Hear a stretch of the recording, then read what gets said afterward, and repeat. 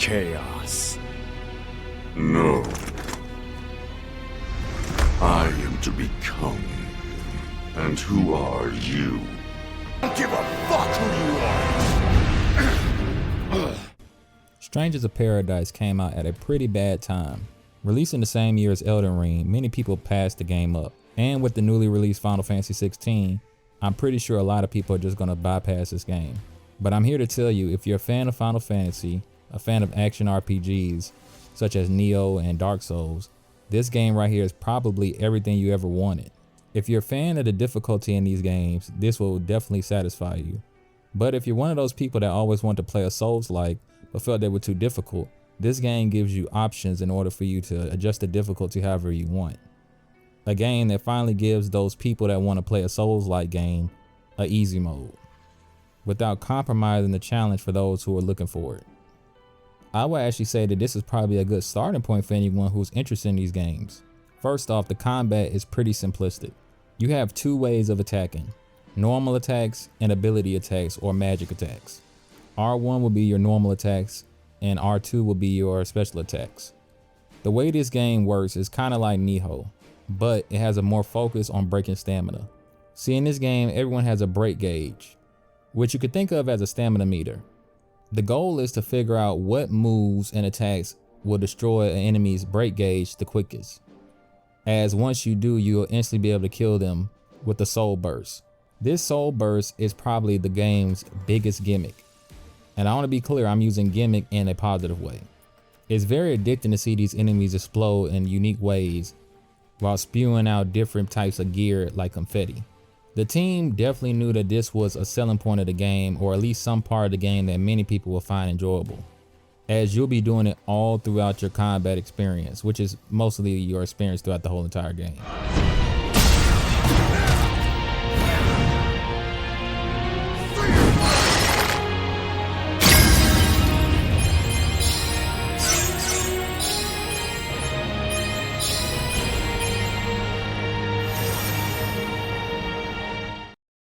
Unlike other Souls games, this isn't really about exploration, although there are secret paths you can find and it is worth looking for them. You can find some gear off the beaten path and even some secret objectives, but the main thing is combat. Getting more deeper into combat, you have your Soul Shield. Now the Soul Shield uses the same button as your Soul Burst. You're only able to use a Soul Burst once an enemy is down. The Soul Shield drains your break gauge. But if you guard with a Soul Shield, this allows you to stun an enemy while also gaining magic points. Unlike other Souls games, when you die, you don't lose any type of currency. What you lose is your magic points. All special abilities with the R2 button use your magic points. So obviously it'll be very important to make sure your magic gauge is high.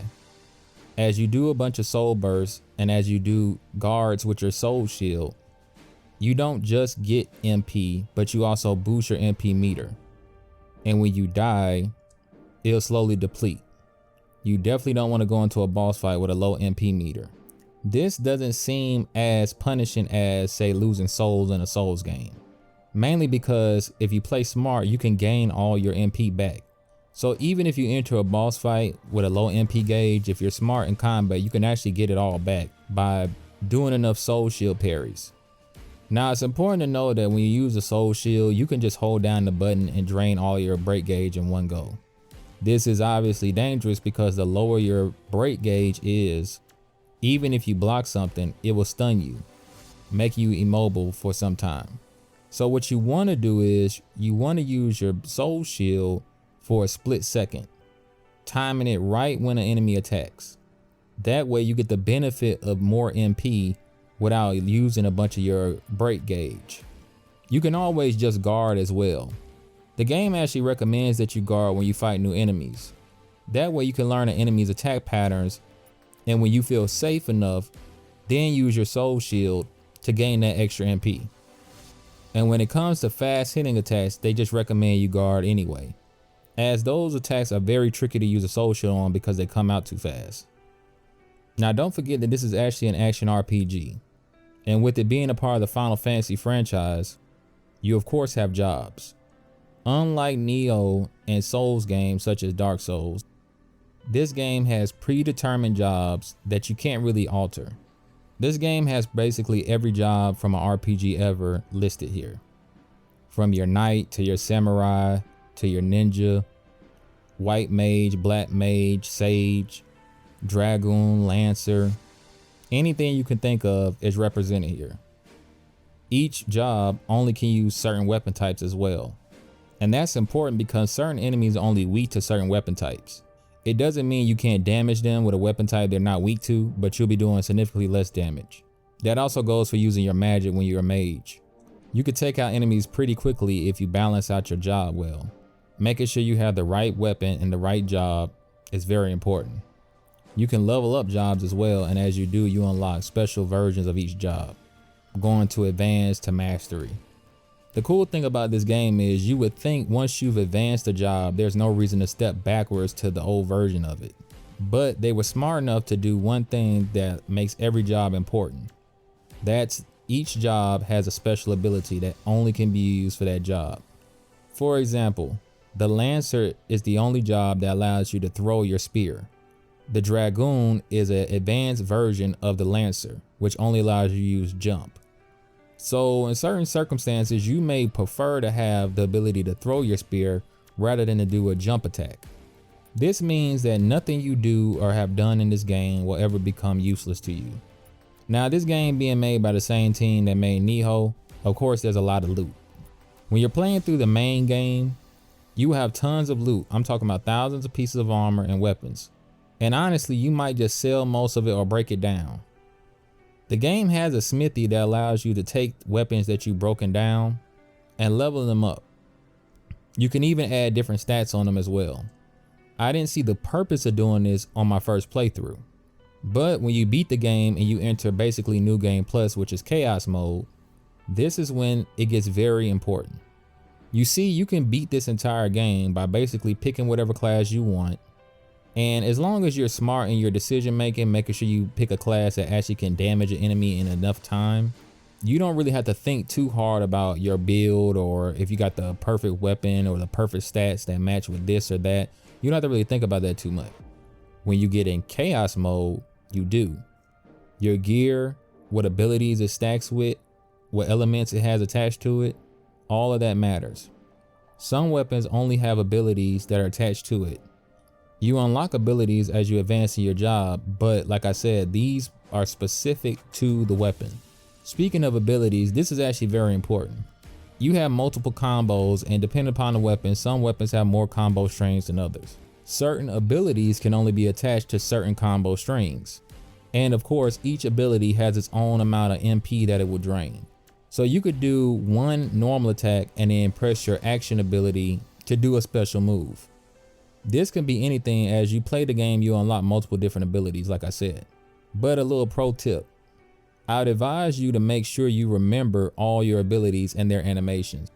You see, you can't just easily cancel out of every animation. It depends on which move you're doing, which means if you're fighting a boss and you do an animation that takes a long time, that's a very damaging but highly risky move to do. You may do a lot of damage, but you're stuck in that animation, which means you can pretty much get hit. I made sure to keep my shortest combo string to the most shortest, simplest attack possible. That way, no matter what class I'm playing as, I know that that skill will always come out to be the shortest. Something I can do repeatedly without thinking too much about it. There are also instant abilities as well. When you use your soul shield on certain attacks, mostly magic attacks that are projectiles, you can temporarily get that skill for yourself. These moves can be very important too, especially in boss fights, as the boss may throw out a certain attack that may do a lot of damage to you, so it's always cool to be able to grab it from them and throw it right back at them. Or before you go into a boss fight, grab an instant ability from an enemy and then bring it into that fight with you. These abilities will show up as a purple symbol above the enemy's head. Anytime you see that, that means that that's a move that you could take for yourself. Speaking of enemy moves, anytime you see a red symbol above their head, that means that that's unblockable.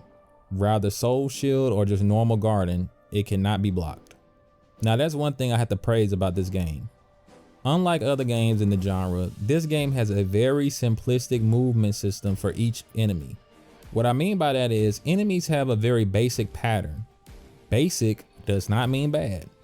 What I mean by that is, if you ever played a game before and you notice that the enemy does certain moves, and if you study them long enough, you'll know exactly when they'll do a certain move.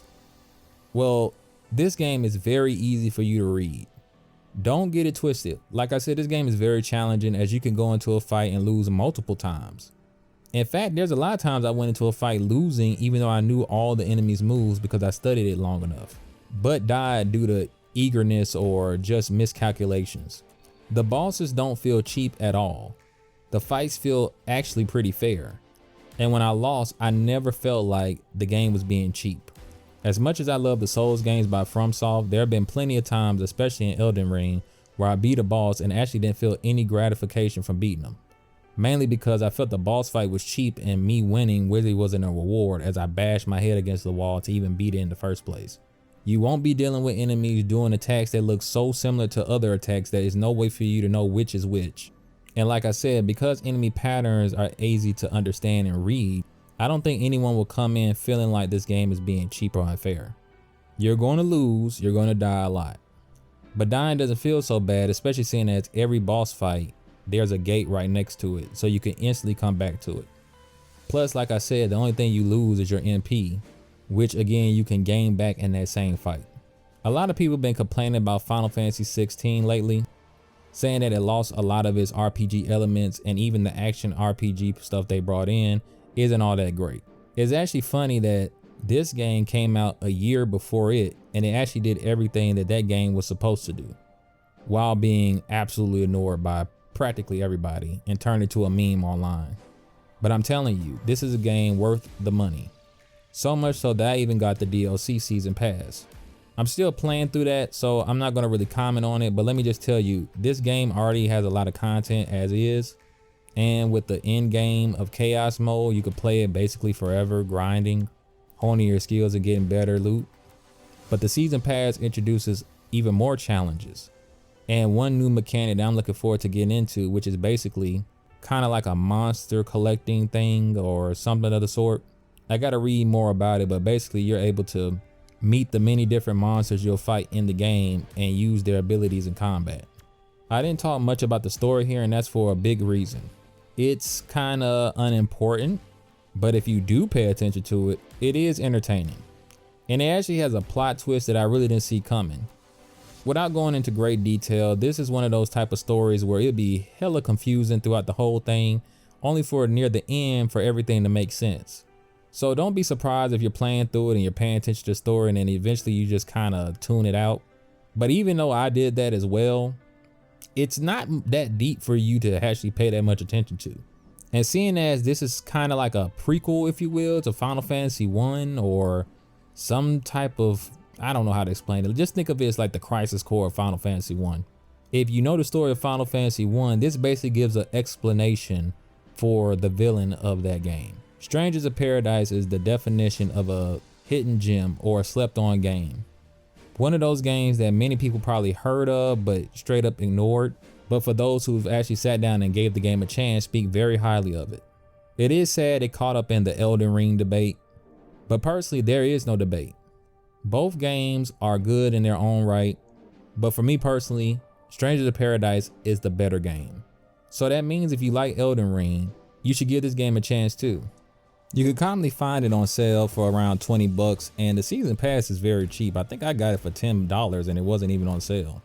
We're talking a game with a lot of replay value, and if you really get into it, you can also go online and play with your friends.